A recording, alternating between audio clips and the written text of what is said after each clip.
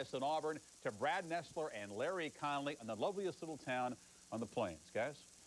A lovely town, Chris, that just lit up. No lack of power at Bert Eves Coliseum in Auburn, Alabama. They are ready for this team, ranked 3rd in the country, the highest national ranking for an Auburn basketball team in 40 years. And they do await the Rebels of Ole Miss. As you take a look at the ESPN USA Today top 5.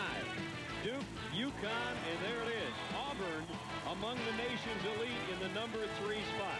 Brad Nessler and Larry Conley with you. A sellout crowd as it's been all season long for Cliff Ellis's Auburn Tigers. And I think around the country, people are wondering about Auburn. We find out tonight.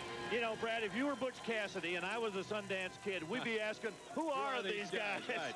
What you're going to see is a high-octane offense. Very deep Auburn club, but they don't have a pushover tonight. This Ole Miss team is defending their Western Division of this SEC, and they're very good and as deep. And not as tall, though, as Auburn. As we take a look at the starting lineups in this one tonight, it's Hicks, Smith, Flanagan, White, and Keith Carter, who's been on a tear right now for Ole Miss, averaging over 24 over the course of the last 5 games. For Cliff Ellis and the Auburn Tigers, Mamadou Ndiaye, Smith, Robinson, Pullman, and Chris Porter is back in the starting lineup, averaging 18 points a game. Back in the starting lineup after being suspended for 3 games. He played off the bench. If you have not seen this young man play, he elevates as well as anybody in the country, has the outside shot, and maybe has the play of the year in college basketball from last Saturday. Very exciting. He has the student body behind us going crazy, and there he is. You'll get a good look at him if you have not had a chance to see him play so far this year. Alandis Poole, Ty Lopes, and Curtis Shaw are officials. Curtis has it in hand, and this key SEC West battle is underway in Auburn. Keeping an eye on the Ole Miss defense. It's a very good man-to-man.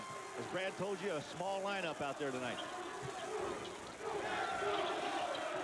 Porter on the wing with Brian Smith, one of the top defenders in the SEC on him, and he's off the mark on his opening jumper. Pretty nice block at that time by Ole Miss. They're going to get the ball. There's Rod Barnes in his first year, former player, and the second best number of wins for a rookie coach in Ole Miss history. And he, as Larry said, hasn't played great. They've won 5 of the last 6, 3 straight coming into this. This is about the spot they were in last year when they had a big deficit to make up. And they went out and won 8 straight ball games and overtook Arkansas for the West title. So they're capable. And there's a guy that's got a capable outside shot in Keith Carter, and he keeps it alive. Pretty good hustle by Ole Miss on the offensive board. It's a very good team. This club's 17-7 right now, and they've played about as well as anybody the last 2 weeks. Lost a game to South Carolina they'd love to have back. Their opening jumper off the mark, and you saw Porter way up there for the rebound off Jason Smith's miss, and a turnover on the other end immediately. Flanagan to White, who's open. 3 came out. Doc Robinson with the rebound. Rare miss for Michael White. He's really been hot. Ndiaye with a good pick that Robinson lost the handle. Nice hold up in the paint. And the battle for the rebound goes Michael White. 5 on 4. Hicks on the other end. And we still don't have our first score of the ball game. Well, both clubs have gone cold. Here's the first shot. Doc Robinson delivery, what he does very well, a pass inside. He's averaging about 5 assists a game. Pressure in the backcourt. Auburn comes up with the ball, and it's Smith wide open. Got it. Brian Smith buries a 3, and just like that, 5-0 Auburn. And they'll come right back with this pressure. This is a very athletic team and very deep. Ole Miss looking for a timeout to avoid another turnover, and they get it. 20-second timeout.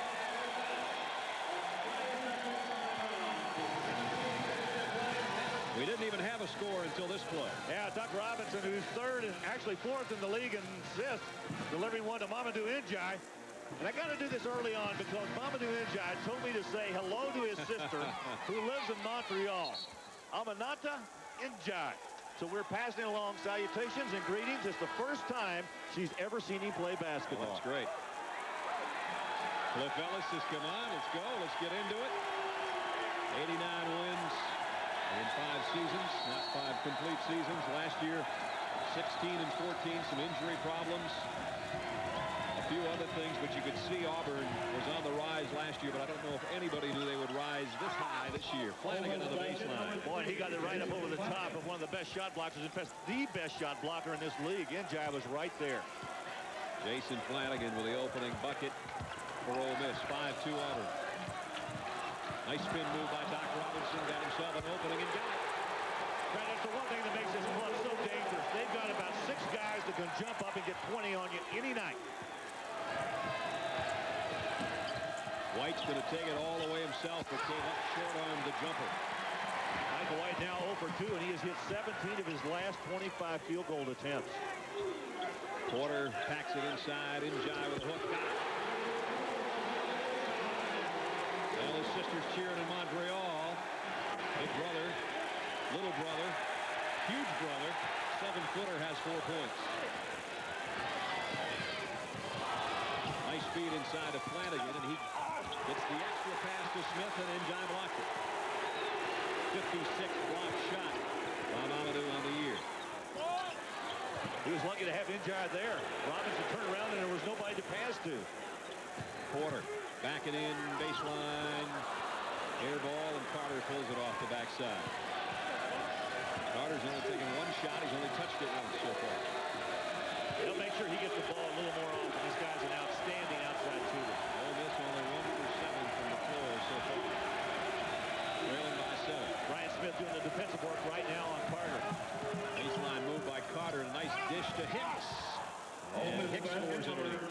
Njai actually stuck his hand up through the basket that time. If the ball had come down, it would have been goaltending. Quiets the crowd momentarily. We played a little over 4 minutes. It's Auburn by 5. Doc Robinson would like to push White a little bit deeper. He's got a height advantage if he wants to take him inside. White plays around a screen.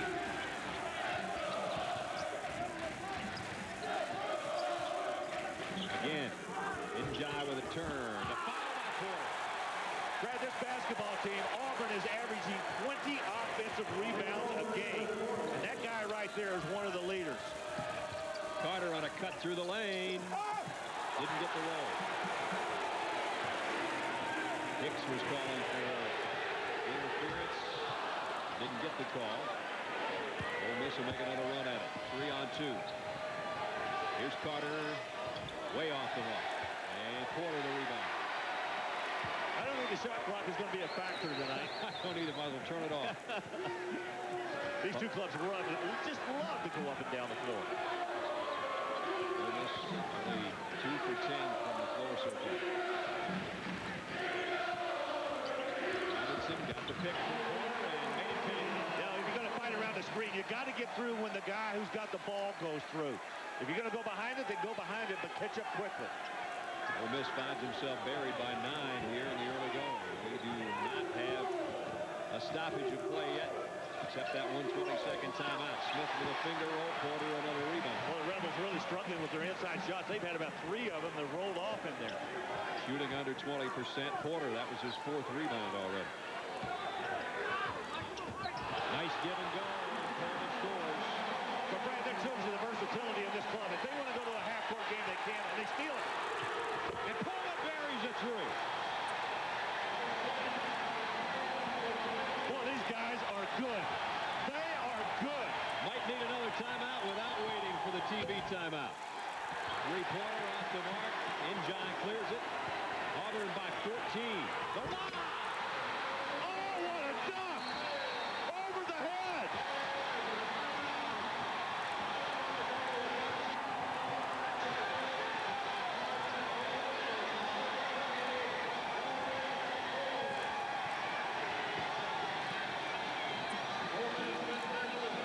They're just a little bit excited in Auburn. And why not?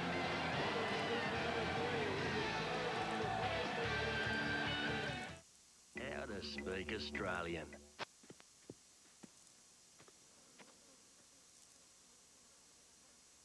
Witness Protection Program. Beer. Foster's. Australian for beer.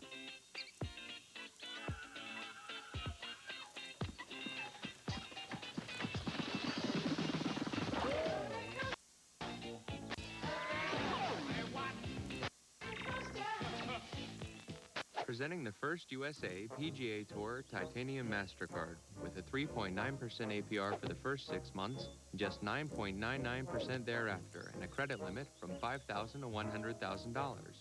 Think what it could bring you. Greens fees, $116. Graphite shaft clubs, $877. There are some things money can't buy. For everything else, there's the first USA PGA Tour Titanium MasterCard. Call 1-800-371-0065 now.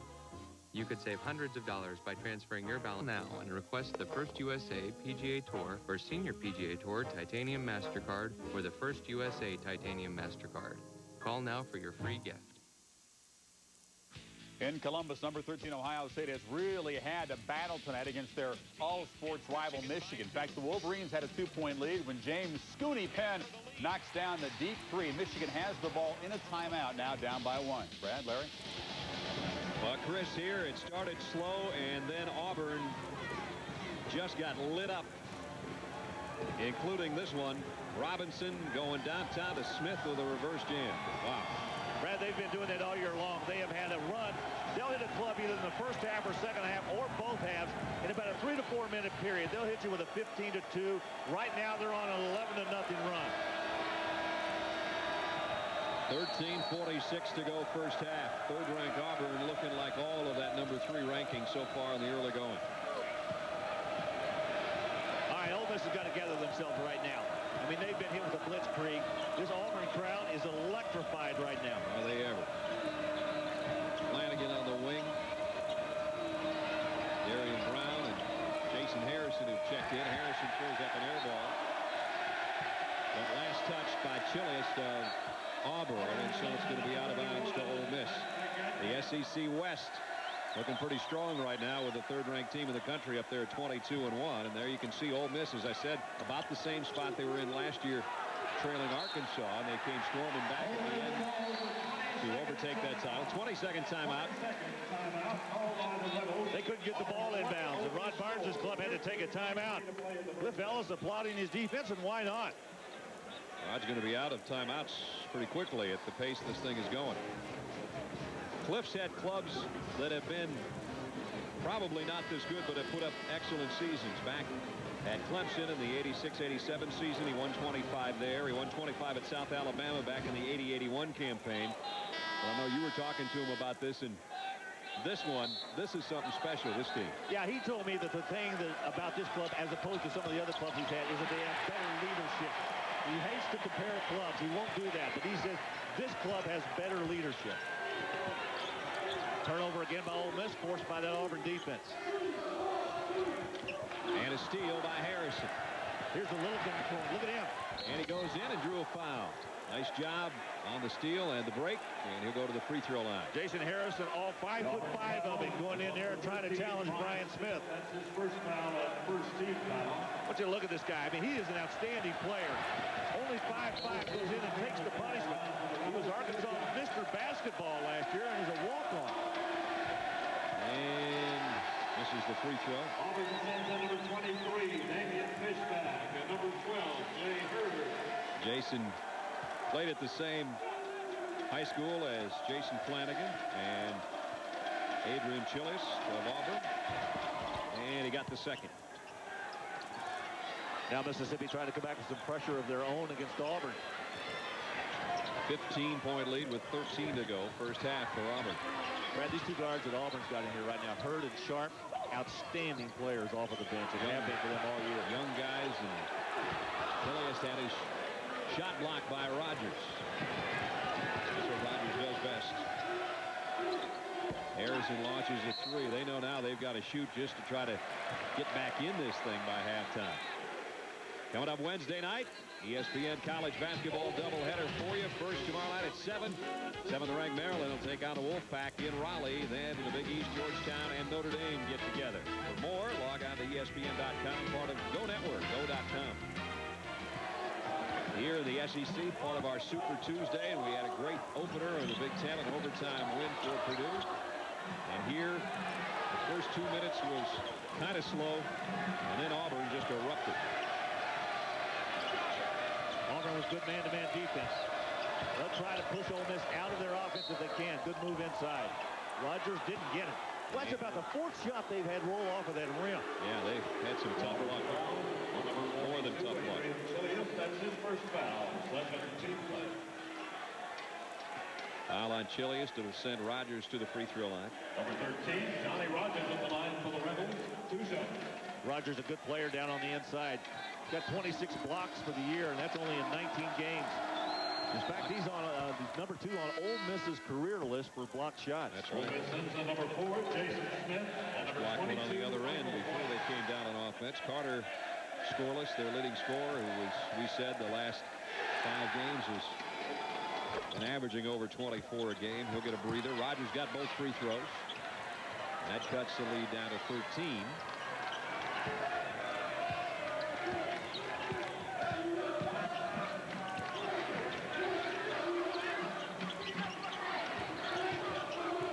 And Auburn finds himself. Michael White with a good play. A jump ball situation. He reached in and grabbed it.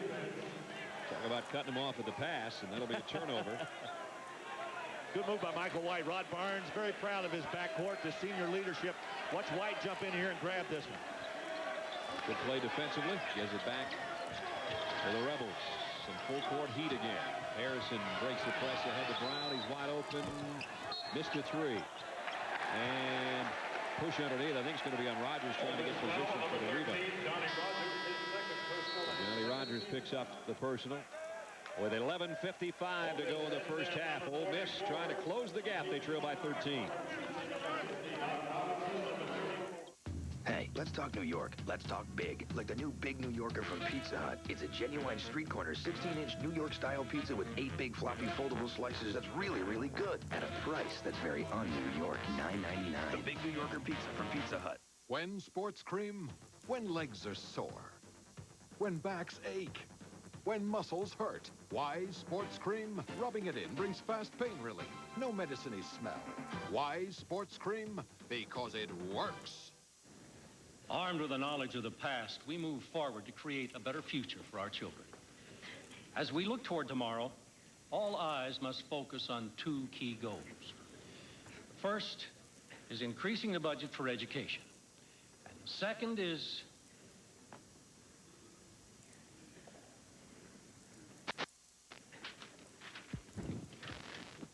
what is the second goal?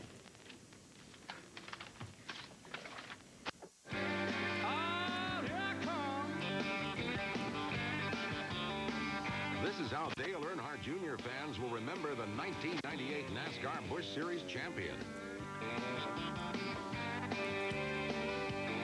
This is how his opponents will remember him. Seeing nothing but the tail lights.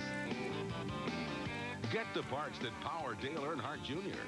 AC Delco. If you're not asking for it, you're asking for it. Down the stretch, the Buckeyes have really been executing well on that squeaker against Michigan here. See Michael Redd round the screen, draws the defense, and then dishes to Ken Johnson, who punches it down. OSU at the line, 11 seconds to go. They're up 3, Brad. Not quite so close here in Auburn. Number 3 leading by 13. Last year was a close ball game, though. Those 2 teams got together here. In fact, it went down to the wires. We look back at last year's ball game. The Rebels, Ansu Cisse, had a game-high 26. But with 10 seconds left in the ball game, Doc Robinson hit the shot to put the Tigers up 1. Keith Carter at a wide-open look at a 3 and missed it. And Auburn had themselves an upset over number 12, Mississippi. 68-67. There's Doc Robinson right there, and there's Doc Keith with Carter. a shot that went in, and Keith with a seat on the bench. And is scoreless so far. Yeah, a lot of people forget that this Mississippi team has been the defending champions in the West for the last 2 years. Nice pick by Njai. Open jumper goes. Damian Fishback nailing one from outside. Look at Michael White push down inside. Harrison will take it. Short on the shot. And out of bounds to Auburn. They're back where they were earlier with a 16-point lead. Yeah, Brad, oftentimes times you and I spend a lot of time refereeing, calling games in the Southeast. That's one thing I don't. I was looking down at Curtis Shaw when I said that. But we watch these Cubs play, and we know how important it is for them within the standings of the league. But this game really has more to it than just the Western Division. Yeah. Auburn trying to stay up there, perhaps to get a #1 seed in the big tournament. We'll look at their upcoming schedule a little bit later on, and you'll see that if they play like this, and they'll be favored in every game, they could conceivably run the table. Nice cut to the hoop. Nice baseline move by Hurd, one of the guys that Larry was talking about, 6'3" freshman out of Oxford, Alabama. Well, they have got so many quality players on that bench that jump out here and really help them. Here's White off the glass with a little scoop shot. That's his first basket of the ball game. Rod Barnes is trying to get White to shoot a little bit more. He's been very proficient in the last couple of weeks. Well, this has gone to a zone. Can't leave Fishback open. He already hit one from the other side. That's his second. These guys can beat you so many ways, not only with their athletic ability, but also their outside shooting. Well, Ole Miss can't trade 3 for 2s. They're already buried by 19 right now. The Auburn foul is on number 50, Doc Robinson, his first foul, third team foul. Take a look at the three-point field goals. In this last meeting, you see what Mississippi was able to do. Only 3 for 22 tonight. Auburn continues that hot shooting from beyond the arc. Coleman, Smith, Fishback with a couple. Down for the 4 3-pointers for Auburn. Almost a midway point, first half, 28-9. Good look inside to Flanagan, rejected by Njaya's second block shot of the ball game. He stepped out of bounds. Jason Smith with a foot on the line. Nothing going right now for Ole Miss. Mama can do. Mama do. Absolutely. Doing it so far. 4 points and a couple block shots for Mamadou. Chance for Auburn to go up by 20. Now we talk about his block shots, and he's passed a couple guys that are pretty familiar, I think. Charles Barkley and Chris Morris. He's got 2 block shots, as I mentioned tonight. This is his last one. And the Rebels trip down court.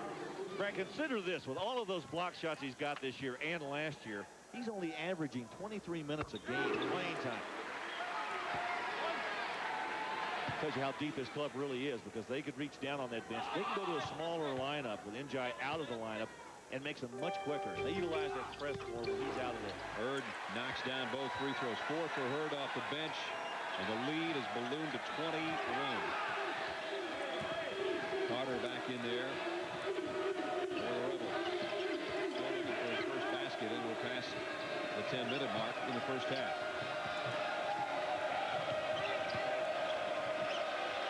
Nice pass inside by White. Lockhart couldn't move it. Smith on a cut in the lane, and a blocking foul. Going to be on Porter. Smith made a nice cut down the lane that time. His first personal foul, fourth team foul.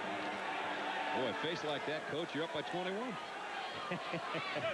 It's a good thing you're not behind Flip. This job will give you a pain in the neck. I'll tell you what, he hasn't experienced much pain this year. No, the only that's loss sure. on their schedule to Kentucky and Lexington. In fact, a night when he had 3 players with the flu. 3 very important players. Adrian Schillis was one of them, Mac McAdney, and also his point guard, Doc Robinson, all 3 key players. You lose at Rupp. That is no big disgrace either. No matter who you are, what your record may be. 32-11, Auburn. And a touch foul out on top. It's going to go against Michael White. Auburn, a double-digit winning team, second in the conference, second in the country rather, 22.3 victory margin.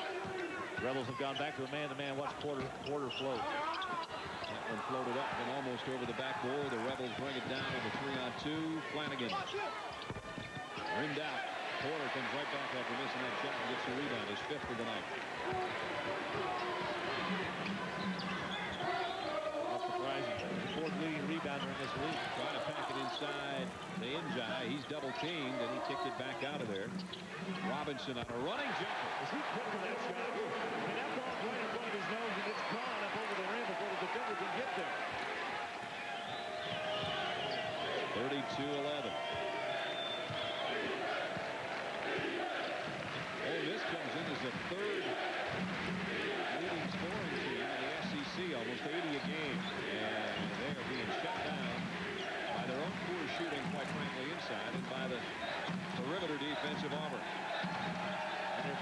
best scoring team in the Southeastern Conference. Smith rejected by Njai again. His third. Njai saying, keep coming in here. Yeah. Keep coming. They try to get it to him on the break going the other way, and he slips and can't quite get to it. Njai looks a little like one of those big cranes in Atlanta. I see building those towers down there. Look at this extended arm. Boy, that's a great timing play right there. Even gives a little scream, a little yell here on top of it. Why not? Doesn't make you feel comfortable going inside, does it? No, sir. And look at him sprint. Right after he does that, he breaks down the court as quickly as he can get there. In only his 4th year of organized ball, Senegal played for their world championship team in Athens, Greece over the summer. And just keeps getting better every time he hits the floor. Ole Miss is 3 of 21 from the floor. And they gave up, Hicks did, a 3-pointer. Nice turn by Lockhart with a left hand. Porter just keeps clearing the glass. He's all by himself up there. Good pass by Sharp. There's a block shot by Lockhart. Whoa, look, out. Going down hard on the basket support. Hit that on the way down, but he's all right. Great look to the inside that time by Reggie Sharp. Sophomore transfer out of West Georgia College.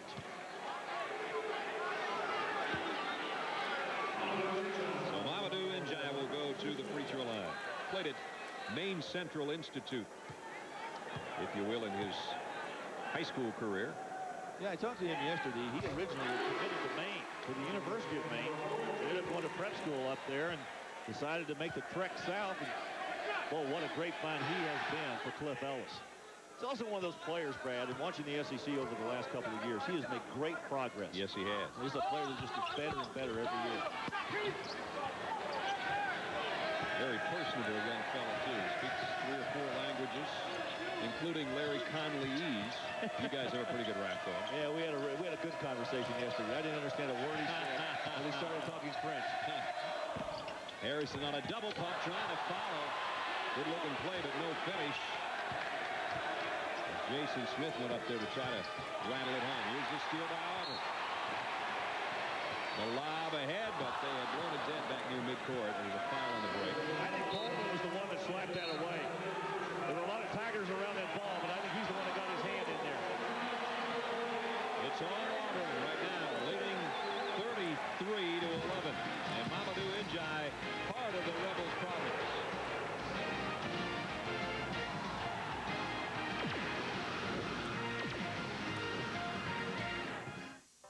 Women, sports, beer, gadgets, clothes. Maxim, the best thing to happen to men since women. Introducing Maxim, the new magazine for men who aren't afraid to be men and are proud of it.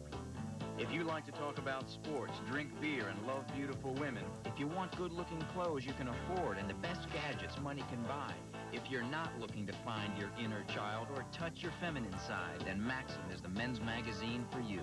Call now to order 1 year of Maxim for just $14.97. That's 57% off the cover price. Call now and our little black book, How to Do Everything Better, is yours free. Learn how to get out of a speeding ticket, how to make a perfect martini, how to snag the best seats at the playoffs, and lots more. Women, sports, beer, gadgets, fitness. If men think it, dream it, live it, or love it, we write about it in Maxim. Call 1-800-406-8282 now for Maxim and your free How to Do Everything Better book. The 1999 SP Awards. It's going to be great. The 1999 ESPY Awards with host Samuel L. Jackson, performances by Big Bad Voodoo Daddy, Ray Romano, and Fastball. Plus Ben Affleck, Carmen Elect, Garth Brooks, Mark McGuire, Tyra Banks, Sammy Sosa, Burt Reynolds, Rebecca Romaine Stamos, Jimmy Smits, Terrell Davis, the Yankees, and more. The greatest night in sports, the 1999 ESPY Awards, live Monday at 7:30 on ESPN. Presented by Pennzoil and General Motors. Auburn's up by 22 in the first half here on the loveliest village on the plain. How are they doing it? Let me show you. Mamadou Njai with a lot of dunks inside. Watch the move by Jay Hurd off of the bench. A good driving layup. Damian Fishback with a 3, also off the bench. The pass by Doc Robinson to Brian Smith. Everybody getting in the act. Are they ever? And it's been all Auburn from the opening tip. They're shooting 62%. It's a 3 for 24 night so far for Ole Miss. They haven't hit a three-pointer yet. And nothing seems to be going well right now for Rod Barnes' Rebels. Njai on the bench. Maybe they can make up a little bit of ground without that shot-blocking presence inside, as that's just intimidated the Dickens out of them here in the first half. Chilius, Sharp, Porter, Coleman, and Smith on the floor for Auburn. Close cover defense now being played by the Rebels. Look at Harrison battling Sharp. Sharp got three and buried it. Harrison just got tired of fighting over screens. He went over about 3 of them. Lead is 24. Whenever you defend a guy like that, you got to make sure you're close enough to get him on the shot. Pass to the post a little bit off, but a nice drive by Smith and a good look. Inside by Hicks. Jason Smith, one of the better athletes they've got in this Ole Miss club. He's been shut down tonight. Yes, he has. Averaging 11 points a game. His first field goal. It's going to be a first field goal for a lot of these guys right now, the way they're shooting. Porter inside, floats and hangs and nails it. Brad, that's something he does so very well. Back to the basket, posting up anybody who's his side or a little smaller, and Auburn's got a turnover. Porter lobs it right back to Smith. Harrison had no chance. Just lob it up there. How about that pass? Great pass by Porter. Because Porter's their leading scorer and 5th in the conference, you get that impression he has so many big games that he'd be having a tendency to hold the ball for his own shot, and that has certainly not been the case tonight. He's leading the team in rebounds. That was a picture-perfect one-hand dish to his teammate Smith. Great play by Chris Porter. Watch this move down inside. See him post up. Plays really well with his back to the basket. The turn, the look. Nice little 8-foot turnaround jump shot. But watch this pass. Once they get the steal, they'll come back with the basketball. Now watch him down the left corner. Smith gives it to him, gives it right back. A little touch. Harrison at 5'5". Forget it. He's going to watch it. Ready. Now he's on front of the break. And missed it, but he'll have a chance at the free throw line. Harrison got back to fouling. Harrison looking for help down there. He can't guard Porter.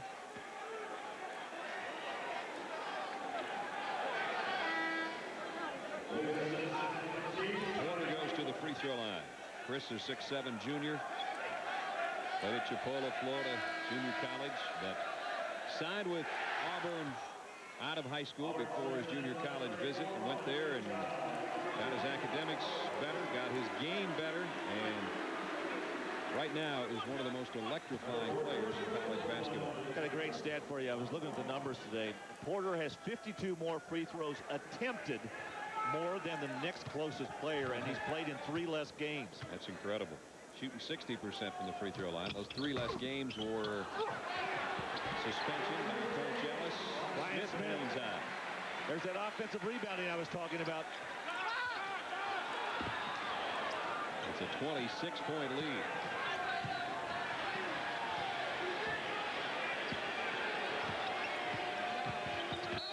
Carter trying to get free, and Smith bumped him. That'll be Brian Smith's second personal foul. Well, it's finally here, coming up Monday night, the 99 ESPY Awards presented by GM and Pennzoil.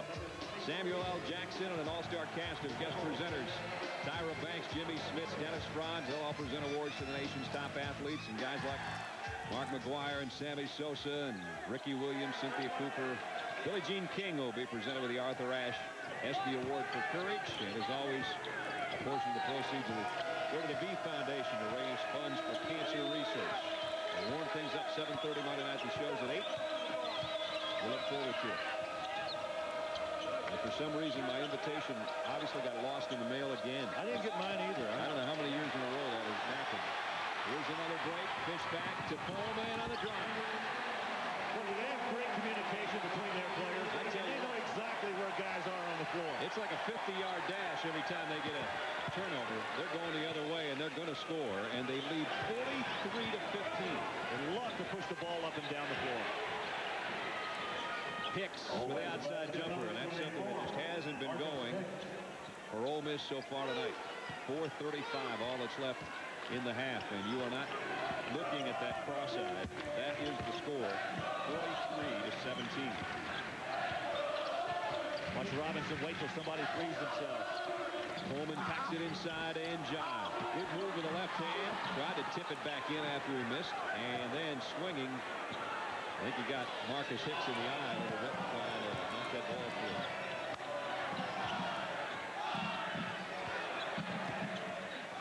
Up the wall. Up the wall. Yeah. That's just frustration now. Trying to find an open man. Trying to find anybody that has a hot hand, of which the Rebels have none. And with that, you're going to come up with unforced turnovers like that. 4-minute mark, 43-17. One of the things I have, in watching this Auburn club, noticed is how well they play on the ball, their defensive work. It is outstanding. Yeah, it is. And they don't care who gets the points, that's for sure. They are really mixing it around to each other. Nice turn on the baseline that time.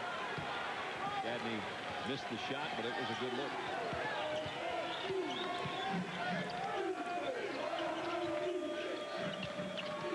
Inside, Rogers goes up strong, and he walked with it.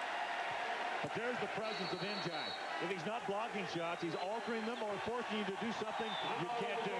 3:33 remaining in the half. A half dominated by the third-ranked team in the country, the Auburn Tigers. And when they steal it on you, pick your pocket. You better get your hands out of your pockets because it's going to be a deuce on the other end.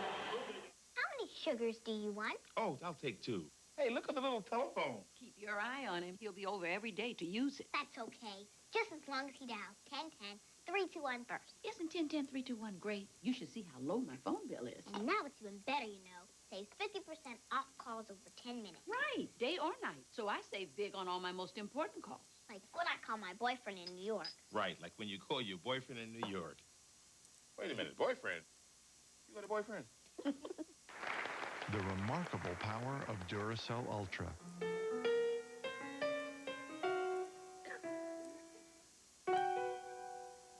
Camcorders get up to 40% more recording time. Duracell Ultra, with a concentrated power force to give more life to your high-tech devices. Isn't he wonderful? Duracell Ultra, more power, more life. What kept me going was the belief in the dream. For over 2 years at an arm-numbing 9,000 wheel turns a day, Canadian Rick Hansen wheeled himself around the world, raising over $20 million for spinal cord research and rehabilitation. We wanted to redefine the way people viewed issues of disability. Through the Rick Hansen Institute, he's continued to raise almost $100 million more. And I honestly believe that our best work is still to come. State Farm salutes life heroes because State Farm understands life. Auburn by 26, 3.5 to go in the half. They haven't even needed Chris Porter. He only has 4 points. A newcomer to the starting lineup for Auburn. But Cliff Ellis says those veterans knew how to teach him well. They've told them what to expect. They've given them confidence. They've given Chris Porter confidence. They said, we want to win. We're not concerned about who gets the points. Chris Porter play, I think, has been elevated by those 4 veterans. I agree 100%. I said earlier, they don't care who scores. They obviously like to get it to that guy because of his offensive potential, but they all seem to have offensive potential, quite frankly. He's done a great job on the boards tonight with 6 to lead Auburn in the rebounding category. Has not really needed to score because everybody's been in the act. And in the backcourt, steal by White and then a foul by Robinson as those two scrap for the ball. Hey, one thing about Michael White, he is a tough young man. Lined up that time, and he got the ball from one of the best point guards in this conference, and Doc Robinson. Michael White really pumped himself up this summer, lifted a lot of weights, got a lot stronger. I thought last year he really struggled in some games where the game was physical and clubs would overwhelm him. This year it's not true. Much stronger through the shoulders and the back and the arms. Mike out of Tempe. His dad is, a lot of you know, is the athletic director there in the state, Kevin. 6'1" senior. Rogers jumped into the lane. It's a violation. Boy, talk about a crazy turnover. Never even got the shot off. Nope. Usually you see a lane violation with somebody lofting the shot up there and never even got a chance to shoot the free throw. All that for his defensive work in the backcourt. He comes up with not even an attempt. Boy, White really put pressure on Sharp. Now he's going to pick up a foul. A little bit out of frustration and some out of just trying to make something happen. They need to turn up the defensive pressure to have any kind of hope, if there is any hope. And now Sharp will go to the free throw line. Reggie, 6'1" sophomore.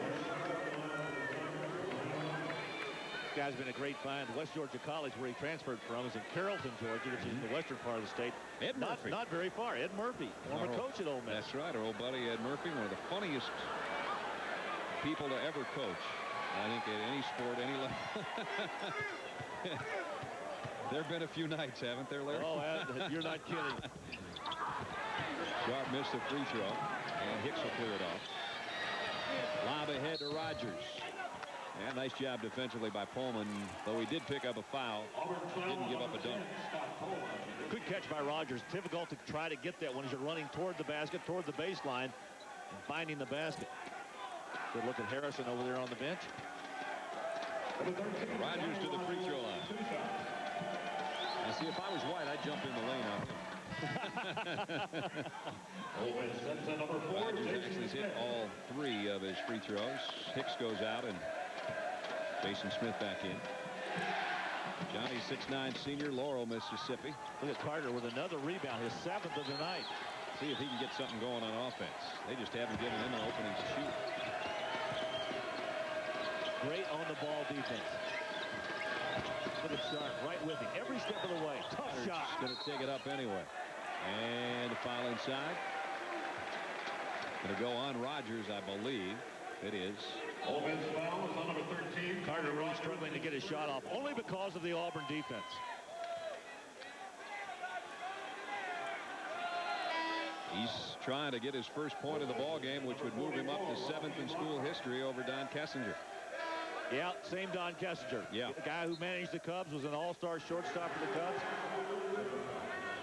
He's not worried about that right now because he still doesn't have that point.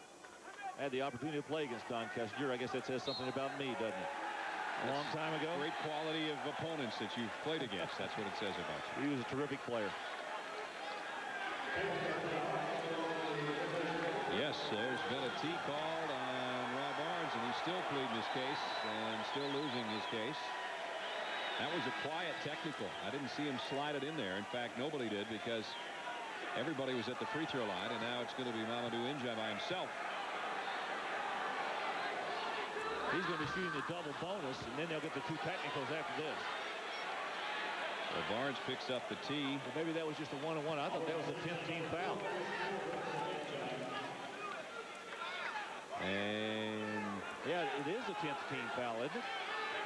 I think that's what's being discussed right now. Coach Shaw's going to go over the scorer's table and straighten it out for us, hopefully. All right, 2 shots. Pullman. Here's the technicals.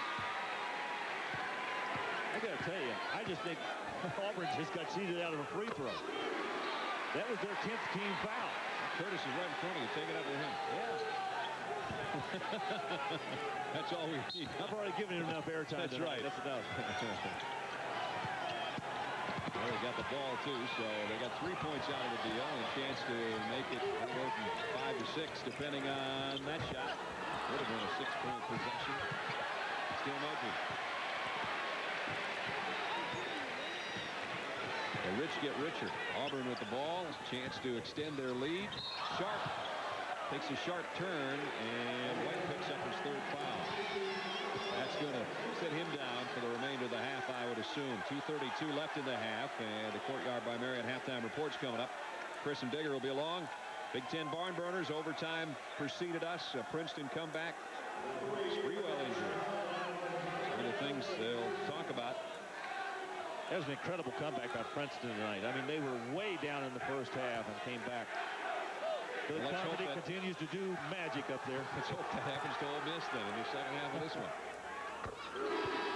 Sharp off the bench with 3 points. Great night by that backcourt of Ohio State, too. Michael Redd and Scooney Penn. Jim O'Brien's done a great job with that club this year. He has. Very nice job. Reggie got them both. 4 for Reggie. And the lead's bigger than it's been all night. I think it hasn't been big all night.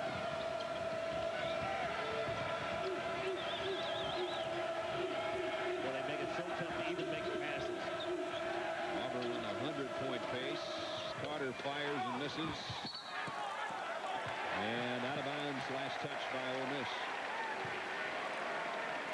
47-18. A little over 2 minutes left first half. Brad Nessler and Larry Conley with you from Auburn, Alabama. I gotta tell you, Brad, this is not a bad Mississippi team. For those who are tuning in tonight to watch it the first time, this is an Ole Miss team that's beating Arkansas twice when they were ranked and beat Oklahoma when they were ranked.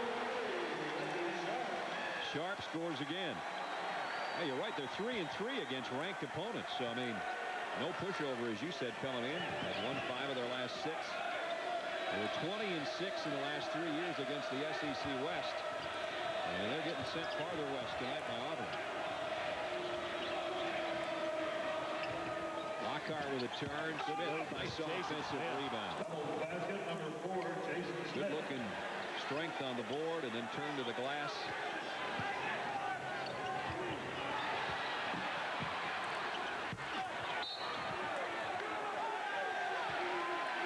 I'm seeing people just go down. There's bodies flying all over the floor. It's getting real physical out there. Chris Porter picks up the foul. I beg your pardon. Porter's going to the line. McGadney with a shot right there. You see Porter trying to get to the inside. He just got thrown away by Jason Smith.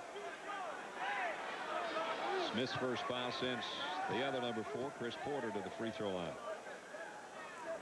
Porter is so strong. I mean, when you look at this guy, he is 6'7". He weighs anywhere from 215 to 220. Really put together. And once he anchors himself down on that block down there, you could move him with a 4-foot. His free throw game needs some work. He's missed them all. Nice offensive rebound. Porter trying to go back up for it. And this time they might call a foul on him, trying to get position for the rebound, and they do.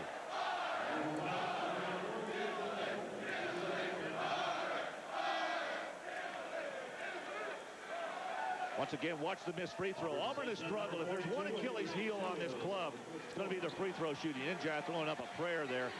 Porter came in over the top of the player. Who's going to the line? Flanagan? Yep, Flanagan. Mason will go to the strike. Of course, a lot of folks around here remember his older brother, who was a good one. All SEC guard Wes Flanagan played here at Auburn from 94 to 97. Nobody can shoot free throws right now. You know what's amazing about these two clubs? They rank 11th and 12th in the Southeastern Conference in free throw shooting. As good a records as they have. The one problem both clubs have. Well, they're starting to make a lot of trips to the line right now. So they'll get some practice at it anyway. I said this game is getting very physical out there right now. This trio of referees is trying to get this thing under control.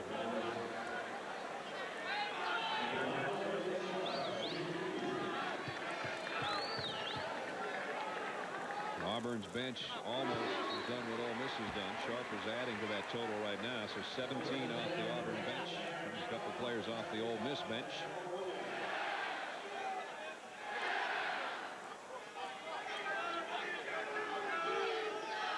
.111 left in the first half. I think instead of the officials worrying about getting this game under control, they should just say, let's go to Chris and Digger right now.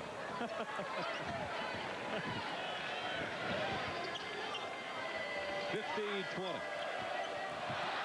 Williams just lost the ball. Did he get the timeout? Yep, they got the timeout called on the way out of bounds. Fishback, nice hustle, went right into his own bench and got the timeout called in midair. Well, another one of those bench players coming off for Auburn, making a good defensive play. Watch the ball get lost right here. It went right into Fishback's hands, and he gets his hands together before he goes out of bounds. You got to know how to dance to do that. Jump up, block the shot, take it out of midair, almost lose your balance going out of bounds and still get a timeout before you land. Keith Carter continues to struggle tonight. A lot of it as a result of this Auburn defense. He's on an 0 for right now. Carter's 0 for 6. No scoring for him. Comes in as a leading scorer and 4th in the conference in scoring. Sharp, nice cut on the baseline, but he missed it. Lockhart clears it off to Flanagan. Look at that on-the-ball defense. I mean, they swarm you. Any open shot would be the first open shot. They're probably going to feel good about just catching the ball. Yeah. And they got a three-pointer that didn't go. Chilius pulls it off the backside on the miss by Dorian Brown. take his time. Auburn will play for one. And try to go up 32 at the break, which would be their biggest lead of the ballgame. Sharp got free. Trying to go for the follow, and they don't get it. And they're going to have to settle for a 30-point halftime lead. Their leading scorer didn't have to do a lot of scoring. Did some great rebounding. Had a couple nice assists. His teammates did the rest. 50-20 at halftime, Auburn, as we send it to the Courtyard by Marriott halftime report. Chris and Digger, guys. All right, Brad, we heard Larry talk about one team on the road coming from 24 down at halftime to win tonight, but I don't know about this one. I don't see that happening. Auburn's really good. They're really good. I mean, they press, they block shots, they steal, they get the three-point shots. Porter, very unselfish. He only had 4 points, and everybody else get chips in. Brian Smith, another great player. Doc Robinson, good point guard. I mean, they are really a solid basketball team. And when you take a look at what's coming up for them, they're going to lose at home. They got 2 more home games after this one. That's a really good team. You could stop laughing about the idea of Auburn perhaps being a top seed in the NCAA tournament.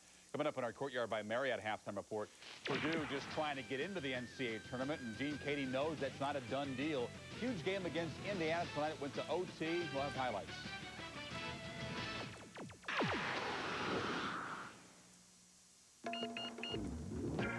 Sorry.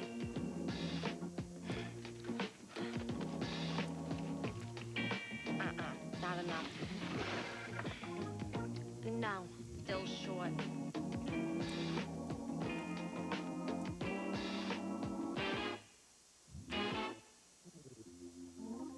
For the great taste that will fill you up and never let you down. Paper or plastic? Paper. Make it a Bud Light. Guys, need a receipt? Whenever you call, wherever you call, wherever you're calling from.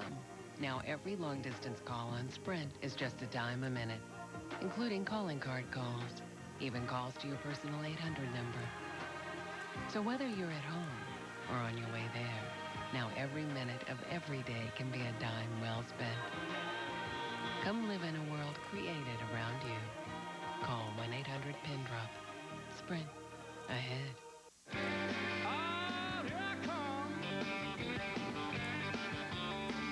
This is how Dale Earnhardt Jr. fans will remember the 1998 NASCAR Busch Series champion. This is how his opponents will remember him. See nothing but the tail lights. Get the parts that power Dale Earnhardt Jr. AC Delco. If you're not asking for it, you're asking for it.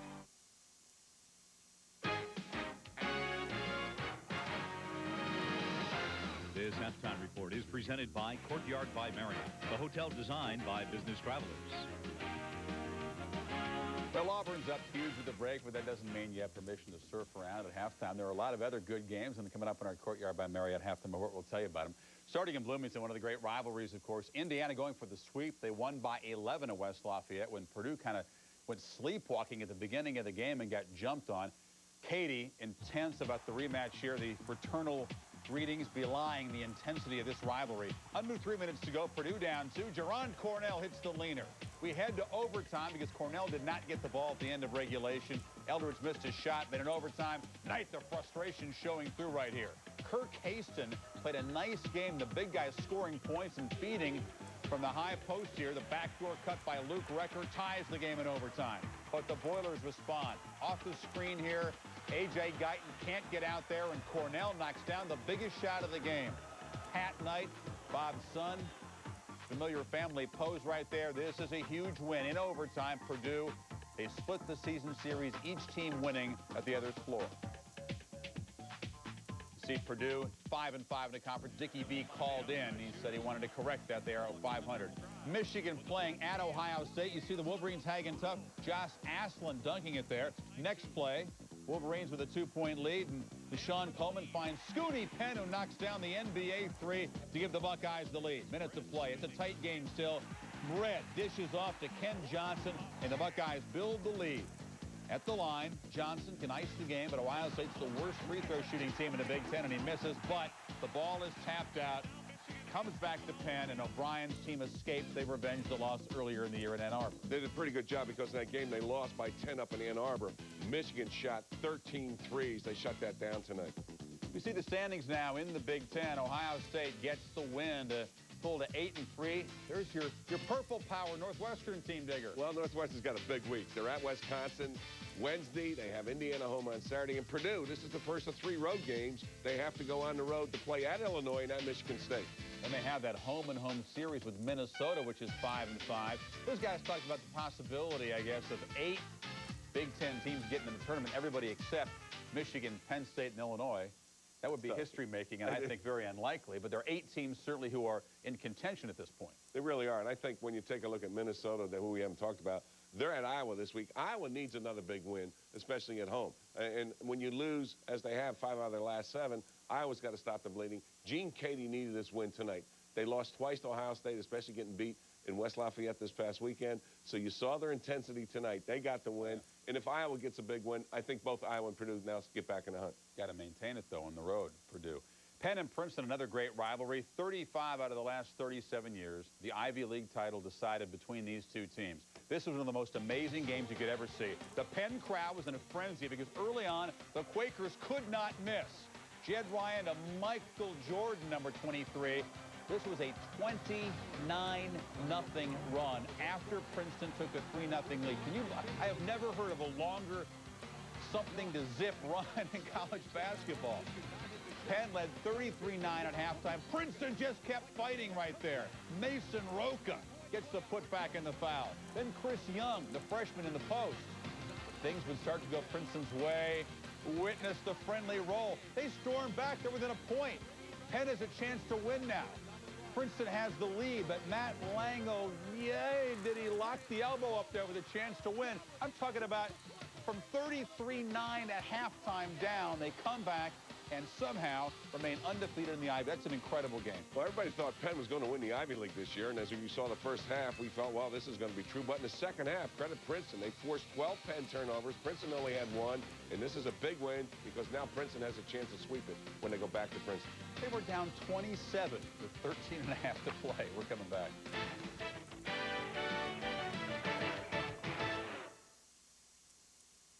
And now, a gentleman for whom no goal is too great to achieve, no obstacle too difficult to overcome. Please welcome the Executive Vice President of West Coast Operations, Steve Doppelt.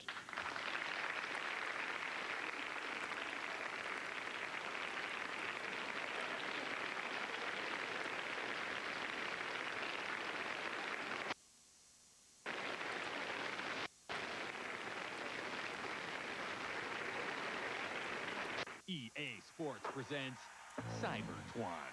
The boys are back in town. The boys are back in town. They're back. They're back. They're back. The NBA on NBA Live 99.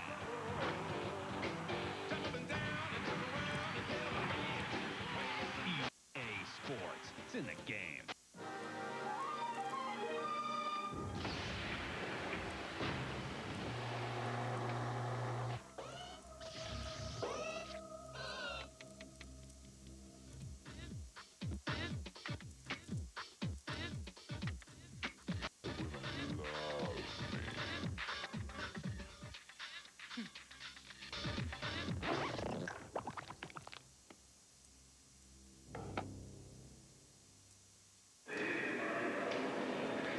Johnson's team behind us? Exactly. Are they members of Hertz #1 Club Gold? Exactly. Are we members of Hertz #1? Not exactly. So thanks to Hertz, they're going to get to the meeting on time. And we'll be late? So exactly what'll I tell the boss? In rent-a-car, there's Hertz, and there's not exactly. Make sure you choose the right one. And then a dog in the cargo hold 8-hour presentation. Is he buying it? Not exactly. Back on the Courtyard by Marriott report. In the Big East tonight, visiting Morgantown, St. John's ranked number 8. Here's Eric Bartley. Hits a shot in the foul. St. John's pulling up by a dozen right now. West Virginia will make a run. St. John's not great at putting teams away this year. Curse to Elton Scott, who gets the runner to go. Mountaineers an 8-zip run, climb back in the game. Moments later, though, St. John's would respond. Barkley, one of 10 three-pointers for St. John's. Only one loss on the road this year. They win it by a dozen. Well, what happened under 4 minutes ago? St. John's is only shooting 33%. West Virginia shot 63%. They played well in that second half. West Virginia 5 straight home losses. Hadn't happened since the 1924-25 season. Tomorrow, a doubleheader of Maryland and NC State in the ACC. Georgetown on the Irish at 9 o'clock Eastern Time. In the Atlantic 10 tonight, St. Joseph's has lost 13 out of 14 to Temple. This rivalry diminished by that fact. They're down by 4 right now, and Xavier comfortably over Duquesne.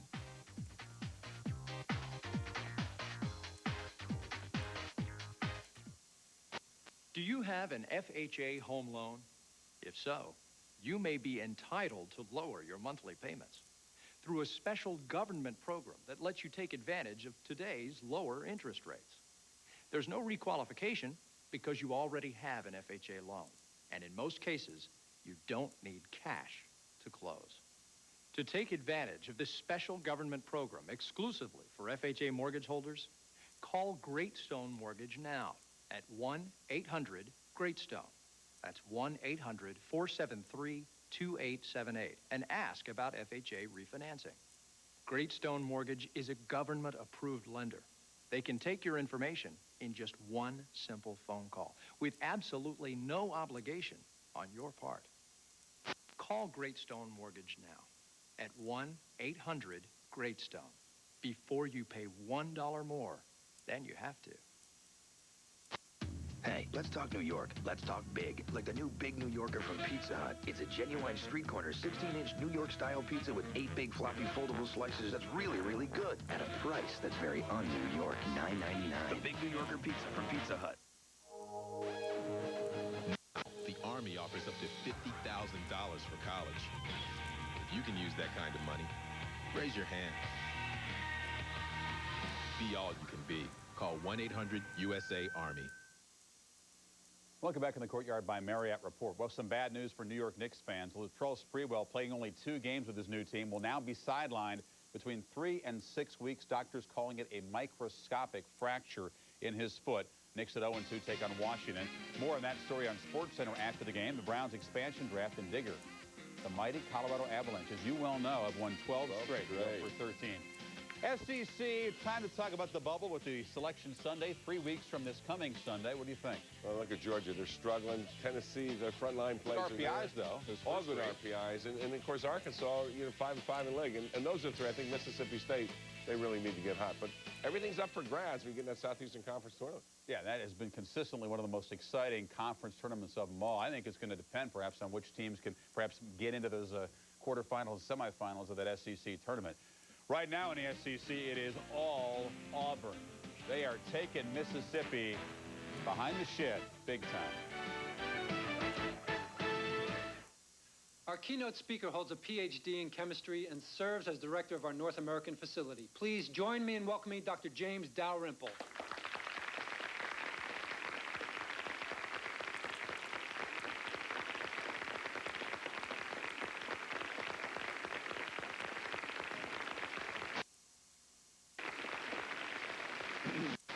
Thank you. Thank you very much. Where's Frank? It's been his turn for 10 minutes. He had to go call his mother. Hi, Mommy, it's Frank. I tie my bowling shoes all by myself. He must have called her with 1-800-COLLECT. Why is that? I'll tell you why, Bitterman, because 1-800-COLLECT's cheap. So he usually talks for a while. Oh, because it's cheap. Hey, Frank, how's Mommy? I don't know. I was talking to Bitterman's sister. 1-800-COLLECT, the cheap way to call collect. Let's jump.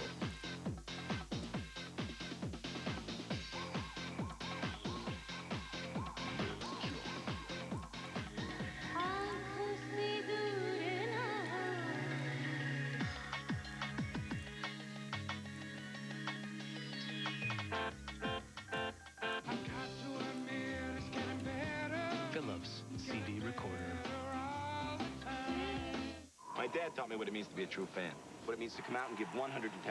Right, Dad? Yeah! I'm more the quiet type. Oh, yeah! Well, the cold doesn't bother me so much. It's the chili dogs. Oh, that's why I bring out the Rolaids. Rolade starts to neutralize acid in less than 10 seconds, getting you back on your game fast. It's just like Grandpa always says. You got to be your best out here. Rolaids, R-O-L-A-I-D-S, spells relief. Mom doesn't make it out to the games. I don't know why.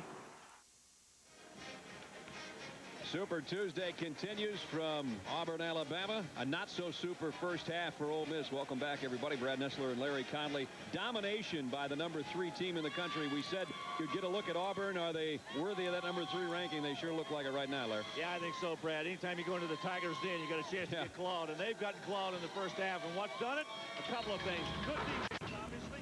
And that's led by the guy who leads this SEC in block shots, Mamadou Njai.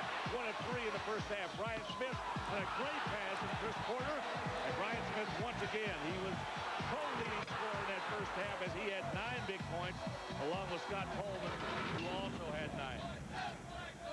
Statistically, as you might expect, 54% for Auburn. Only 21 and an 0 for 9 3-point performance in that first half. And right now, Heath Carter, their leading scorer, is still sitting on an 0 for, averaging 17 a game, and he has not scored. He's right in front of us to inbound to start the second half. And we're underway from Bernie's Memorial Coliseum. Fans loved it in the first half, especially that opening 4 or 5 minutes. And it went from a low-scoring 2-point ball game to an explosion by Auburn. It seems like they went from 2-0 to about 20-4 in the blink of an eye. White will take a 3. Got it. That's a good way to start the second half. Yeah, the Rebels needed to get him more involved in the offense. This is a guy that's only averaging 5 points a game, but as I said in the first half, Ron Barnes trying to get him to shoot a little bit more. And on the call, Chris Porter for illegal pick. He really laid his shoulder into Carter. I'll tell you what, Carter can take it, though. He's a pretty strong kid. 6'4", about 195.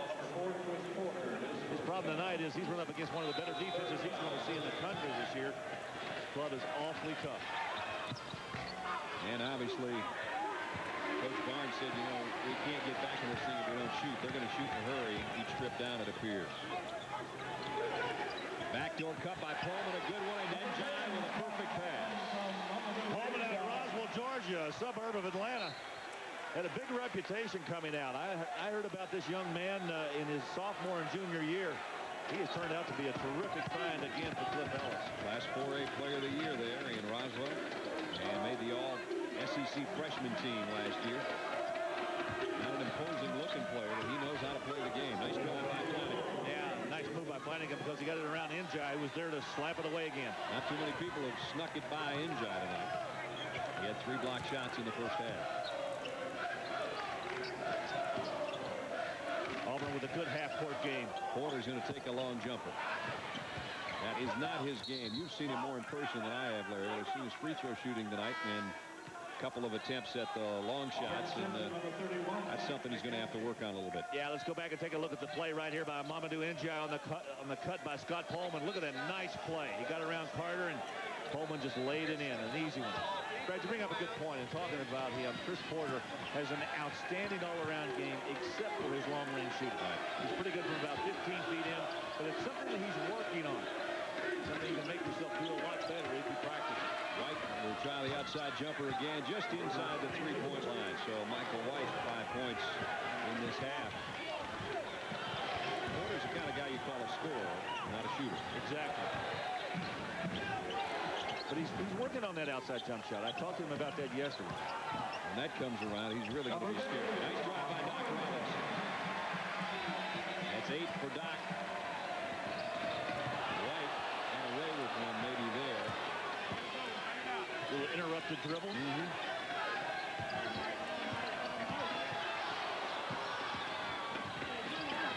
On the baseline, Njai got another one. Njai says, I love it. I'm building my numbers. What's that love? His 4th block shot of the night. 59 now for the year.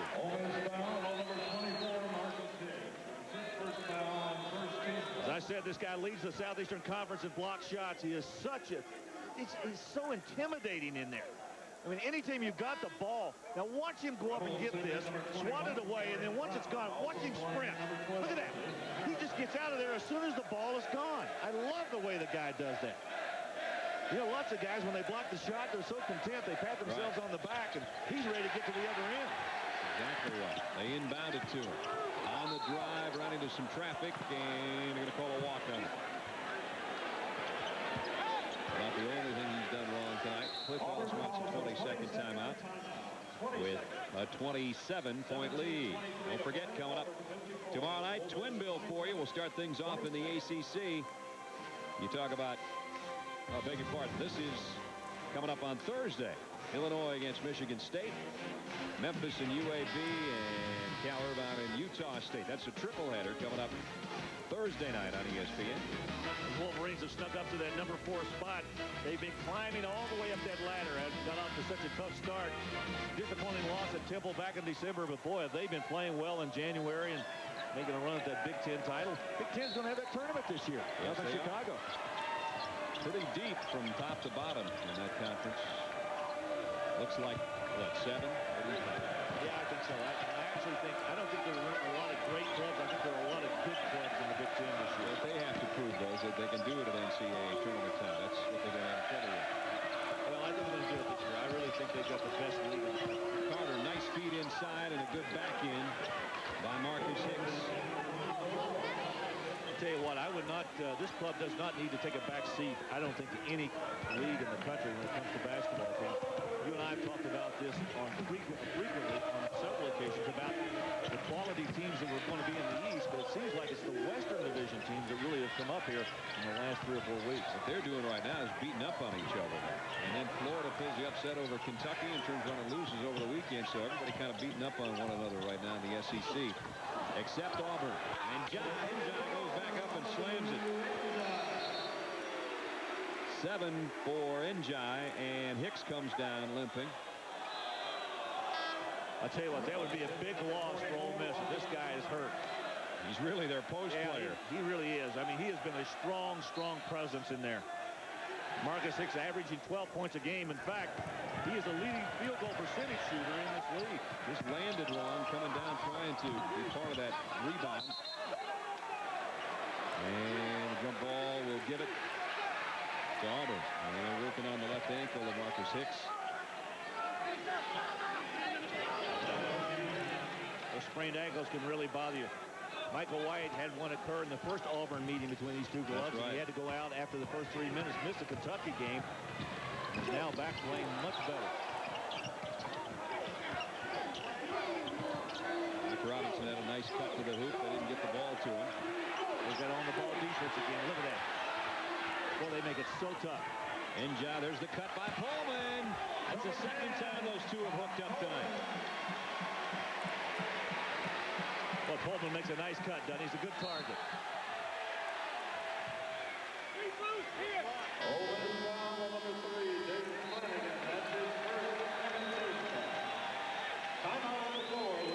We got a timeout with 15:46 remaining in the ball game.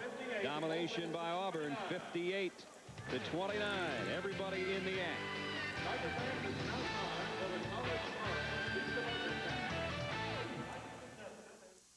Hey, let's talk New York. Let's talk big. Like the new Big New Yorker from Pizza Hut. It's a genuine street corner 16-inch New York style pizza with 8 big floppy foldable slices that's really, really good. At a price that's very un-New York, $9.99. The Big New Yorker pizza from Pizza Hut.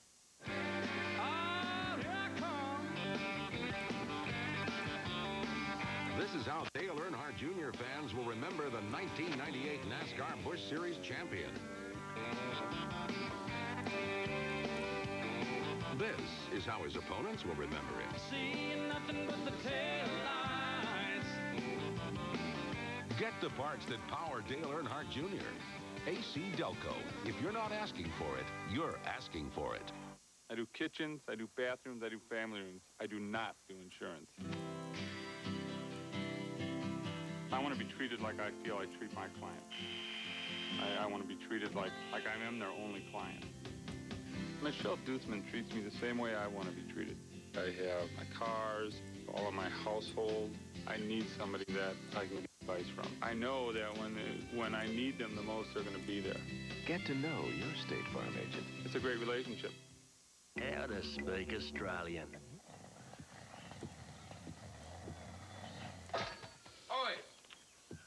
Wake up call. Beer. Foster's. Australian for beer. 58-29. Auburn dominating this game. 15:46 remaining in the ball game. They've had some good basketball teams in the past and some great players that have worn the Auburn Tiger uniform, including Chuck Person, one of the all-time greats. And then there was Sir Charles Barkley, still playing at a high level in the NBA. One of the great rebounders and shot blockers in Auburn history. But will they have a team as good as the one we're seeing tonight? Another 34 doing all right, too. Mamadou Njai tonight, as he has already passed Sir Charles in the career shot block category, and he has 4 block shots tonight. Right now, there's been a stretch tonight where this Auburn team has looked as good as anyone's ever put on the orange and blue. Three-pointer won't go. Brown got it back. Nice feed inside, and Carter with the extra dish to lock on. And Njai's got another one. 5 block shots. And on the other end, almost had a chance. Carter's going to make him earn it. He fouled him and will go to the free throw line. Right, there's that running the floor again, though. He blocked the shot, ran the floor, got the ball down the middle, and was ready to receive the pass. I tell you what, this is so important for you young players out there. Don't be content with just blocking a shot or making a great defensive play. Get down the floor. You'll have a chance to catch the ball, maybe get something done. There's the block, and he sprinted to the other end and got fouled. Missed the first one. 5 block shots, 5 rebounds, and 9 points, though. Brad, you made a good point. You and I were discussing this when we were away at commercial about if Auburn has got a chance to really stay up there among the elite, they've got to begin to shoot better from the free throw line. They just don't shoot very well from the stripe. Well, you know, they're obviously going to be in the NCAA tournament. Who knows? Maybe they will be a #1 seed. But you get in that NCAA tournament, and you're not going to be in 30-point blowouts, and you better hit your free throws, or you'll be going home early, or earlier than you planned. And in most cases, what you get into in the NCAA is a half-court game. They've obviously gotten a lot of their points off transition tonight, and it's not that their half-court game hasn't worked well, but Coleman picks up the foul.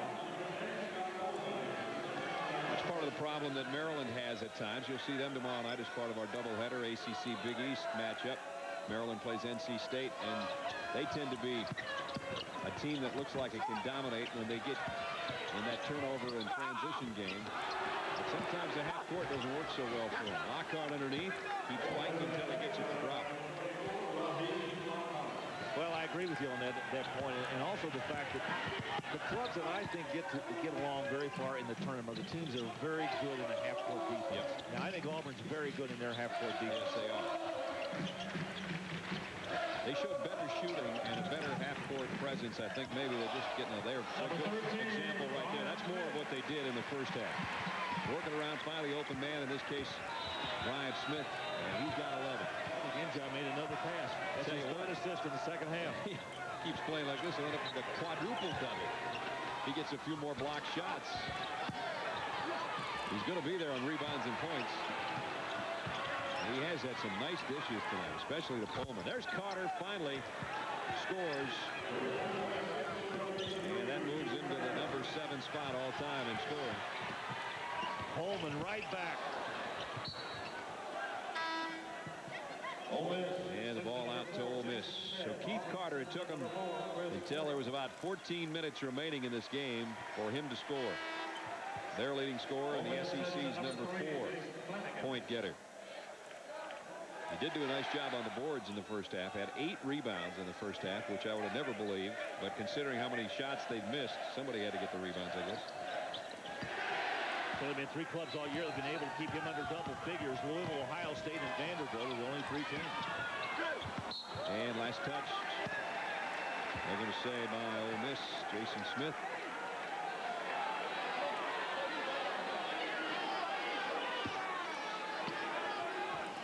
Well, I'll tell you another factor I think is really important as you get into NCAA tournament play. As you get deeper, the clubs that are deep, and I'm talking about depth down to the 8th, 9th guy. The Duke kind of depth. Absolutely. Duke's got 8 strong players that they can reach down and use. This Auburn team probably goes about 9 or 10. but quality players probably to 8. Well, Auburn has 11 players that average right around at least 10 points a game. 9 minutes, 46 seconds, something to that effect. But you got 11 players that can play 10 minutes a ball game. You can run people to death. Exactly. 63 to 34.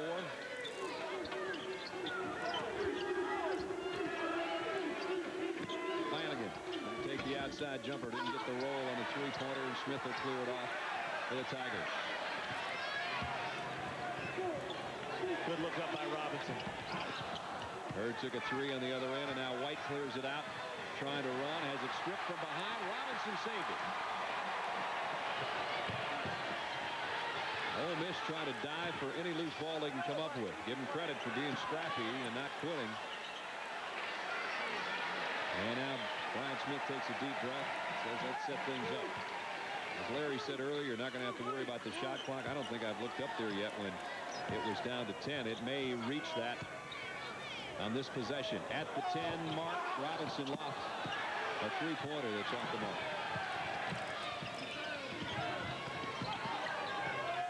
White for 3. Got it. He's had a good night. Yep. Michael White. That's a good night for Mike. A good night for what Mississippi's been able to get. Yeah.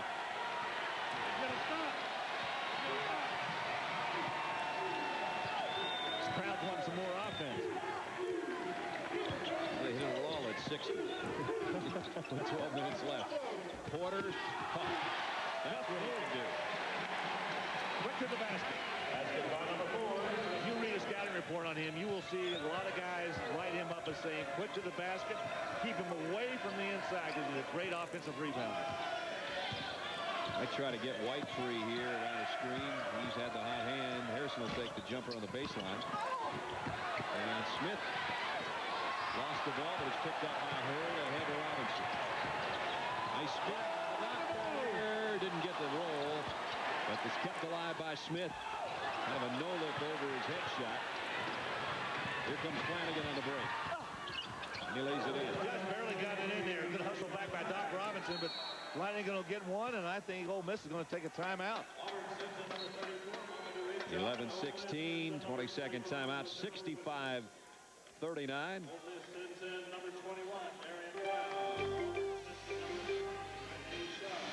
Sports Center will follow us 11 minutes, 16 seconds from now. Carl Ravitch and Dan Patrick will be along. Latrell Sprewell out again. Princeton, a miracle comeback. The Avalanche streaking. All that and more on Sports Center coming up next. And Dan and Carl bring you up to date on what the new Cleveland Browns did today in their expansion draft. For more, you can log on to ESPN.com, part of Go Network, go.com. It's a team I grew up with. I watched them all through my formative years. Yep. They were fun and great to watch, and it'd be great to see those orange helmets back in the NFL. Sharp, knocked away momentarily by Harrison, gets a fresh chance with the dribble, and buries the jumper. That's what you do. You just get it away from the guy that was defending you and put it up. Tell you what, he's had a heck of a ball game. 9 points off the bench for Reggie Sharp.